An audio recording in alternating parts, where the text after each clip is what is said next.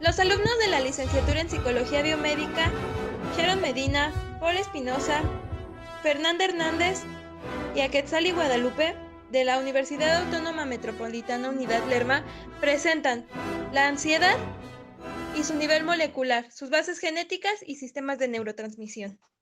Analicemos como punto de partida que la ansiedad se presenta como un proceso adaptativo que nos permite alejarnos de alguna situación de peligro potencial. Algunos de los cambios físicos que trae consigo son la respiración agitada, el corazón acelerado, los pulmones se expanden y los vasos sanguíneos se dilatan. ¿Pero qué determina estas respuestas a nivel molecular? Para el análisis de las bases genéticas de la ansiedad, nos vamos a basar en el artículo Genetics of Generalized Anxiety Disorder and Related Traits. En este estudio se examinó la evidencia genética clínica para determinar la heredabilidad del trastorno de ansiedad generalizada y los fenotipos de trastornos relacionados. Entonces, se descubrió que la heredabilidad genética era del 31.6% con los mismos genes predisponentes entre sexos. La pauta para entrar de lleno en el estudio de los genes relacionados a la ansiedad se debe a la asociación fenotípica del desarrollo entre los síntomas del trastorno de depresión y de la ansiedad que fueron evaluados durante la niñez, la adolescencia y la adultez. Aquí encontraron un factor genético común que relacionaba a su vez los trastornos que conformaban el espectro de ansiedad.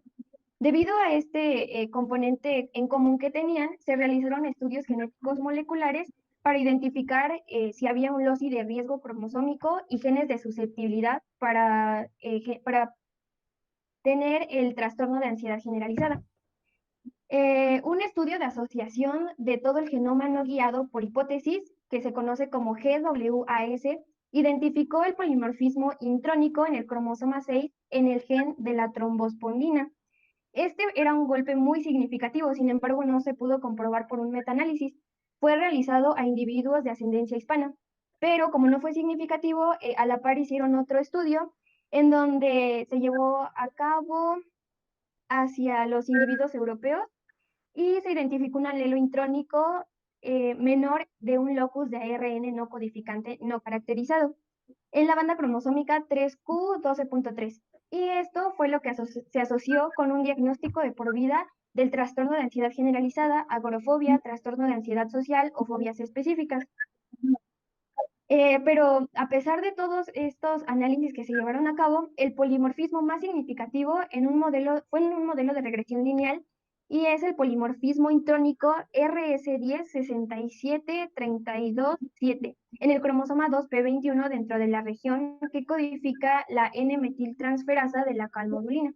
Las enzimas, si bien sabemos que la ansiedad se ha relacionado con diversas enzimas que a través de la regulación de neurotransmisores ejercen una función, podemos hablar de las citocinas, en donde la célula estimulada puede producirlas, secretarlas para después unirse y activar el receptor de la célula diana, produciendo la activación celular. Las citoquinas que se han visto participar dentro de este trastorno son TNF, IL-1 e IL-6. Cada una de estas ejerciendo funciones como marcadores biológicos. Otra de las enzimas o proteínas que se ha considerado relevante dentro de la investigación para comprender los factores que involucran la ansiedad es la neuropsina. Esta proteína indica una vía de señalización que convierte el estrés continuo en desórdenes de ansiedad. Un estudio realizado en ratones para encontrar la relación entre neuropsina y ansiedad indicó que los ratones que son sometidos a estrés evitan los espacios con luz cuando desarrollan ansiedad. La presencia intensificada de neuropsina en la amígdala causa una serie de cambios que aumentan la actividad de la amígdala y activan un gen que se relaciona con el estrés. Este gen, que recibe el nombre de FKBP5, lo que produce es ansiedad después de presentar una respuesta intensificada hacia el estrés generado por el aumento de neuropsina. Ahora vamos a hablar de los receptores. Las neuronas presentes en los sitios que participan la ansiedad necesitan de un disparo codificado de la liberación de neurotransmisores y por ende de receptores. Algunos de los receptores que abordaremos son en relación a los siguientes neurotransmisores. Comenzamos con la noradrenalina.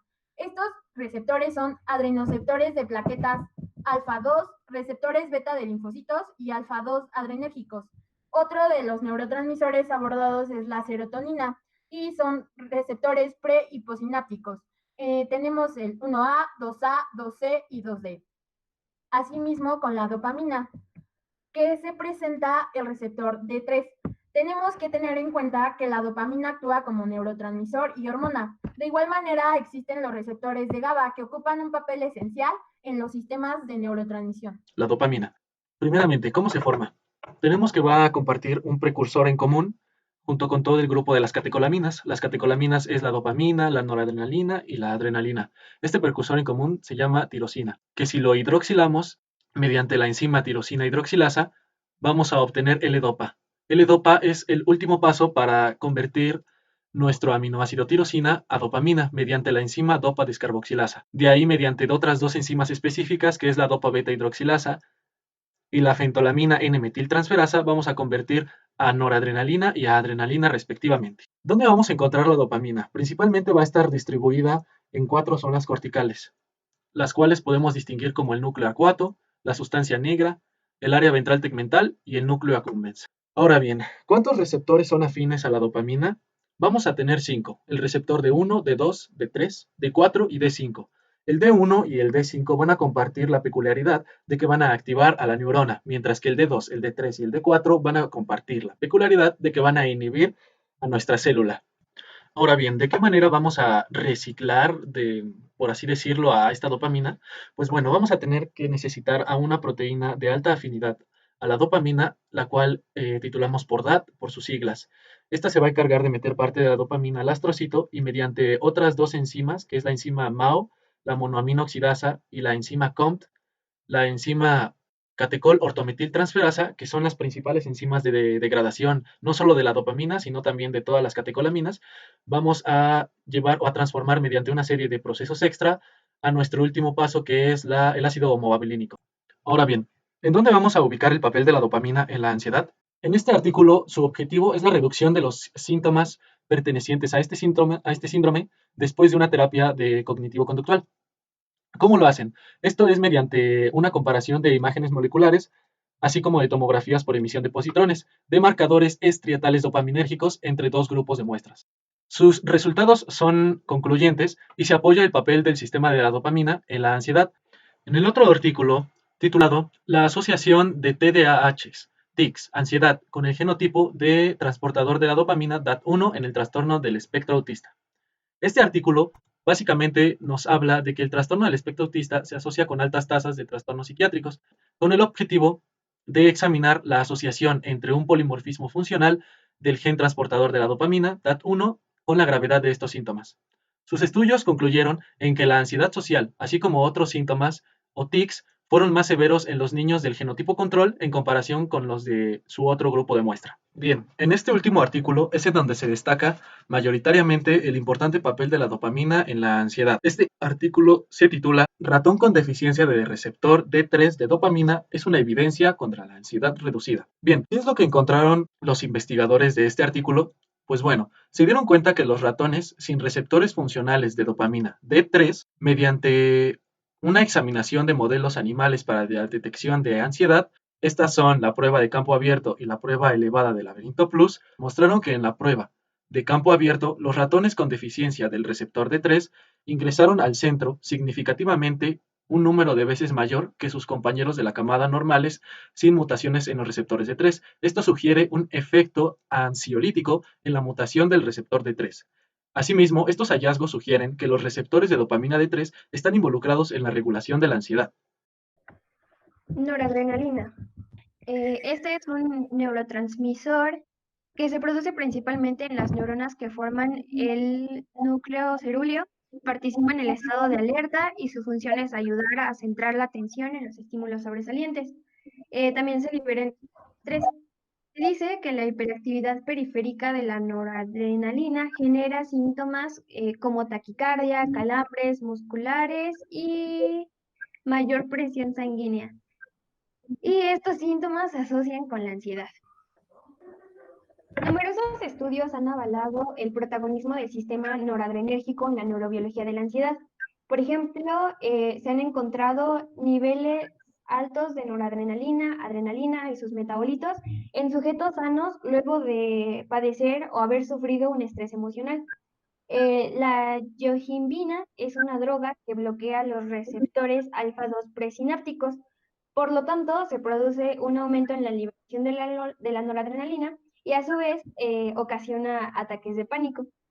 Los síntomas de la ansiedad que se presentan en la fobia social incluyen sudoración, enrojecimiento de la cara y temblor, que están medidas por la activación de receptores beta-adrenérgicos periféricos.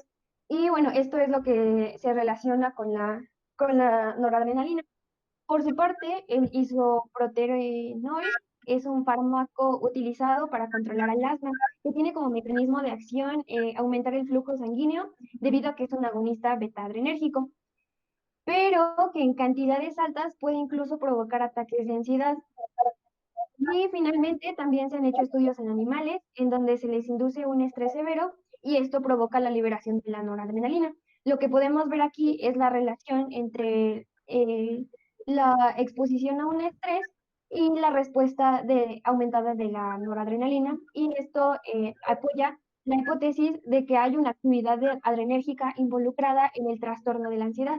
La serotonina o 5-hidroxitriptamina se produce en los cuerpos celulares de los núcleos del GAFE.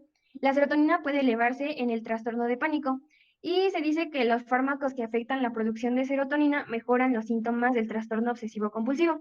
Además, algunas investigaciones informan que la 5-HT participa en el origen de trastornos de ansiedad, específicamente el trastorno de pánico, fobia social y trastorno obsesivo-compulsivo. Algunos de los receptores que están vinculados con la ansiedad son el 5-HT1A, 2A, 2D y 1E. El papel de la serotonina no ha sido muy claro hasta este punto. Por eso se habla de una hiperactividad serotoninérgica y de una hipoactividad serotoninérgica. Por el momento hablaremos de la hiperactividad.